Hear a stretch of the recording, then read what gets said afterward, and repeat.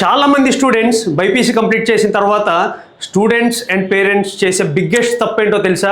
అదే long term. నీట్లో చాలా మంది స్టూడెంట్స్ 200 వచ్చినా 250 వచ్చినా 300 వచ్చినా లాంగ్ టర్మ్ తీసుకుందాం అనుకుంటారు. కానీ నిజం ఏంటంటే కట్ ఆఫ్ స్కోర్స్ కి 10 to 20 మార్క్స్ దగ్గరలో ఉంటే లాంగ్ టర్మ్ తీసుకోవడం ప్రిఫరబుల్. ఎందుకంటే కట్ ఆఫ్ వచ్చేసరికి 500 అబోవ్ ఉంటే మన 200 వస్తే 500 ఎలా వస్తుంది? సో ఈ ఇయర్ పెన్ అండ్ పేపర్ తో నీట్ ఎగ్జామ్ లాస్ట్ ఎగ్జామ్ జరిగింది.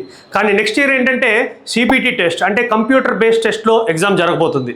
సో నెక్స్ట్ ఇయర్ రాసే స్టూడెంట్స్ అందరూ కూడా ఫస్ట్ అటెంప్ట్ చేసేవాళ్ళు. సో మీరు ఎంత బాగా ప్రిపేర్ అయినా కూడా ఎగ్జామ్ కన్ఫ్యూజింగ్ గా ఉంటే మీరు చేసిన ఈ ఇయర్ కష్టపడిన 1 ఇయర్ వేస్ట్ అవుతుంది. సో కాబట్టి ఇవన్నీ కూడా తెలుసుకొని ఫస్ట్ నీట్ అనాలిసిస్ తెలుసుకోవడం చాలా ఇంపార్టెంట్. మన ఇండియాలో ఆల్మోస్ట్ ఒక 25 lakhs స్టూడెంట్స్ నీట్ ఎగ్జామ్ రాస్తారు. కానీ మనకున్న అవైలబుల్ సీట్స్ కేవలం 128,000 మాత్రమే. అంటే ఒక్కొక్క మెడికల్ సీట్ కి 20 మంది కాంపిటీషన్. సో ఇదంతా గమనించుకొని స్టూడెంట్ 1 ఇయర్ వేస్ట్ చేసుకోకుండా వైజ్ గా డెసిషన్ తీసుకోండి.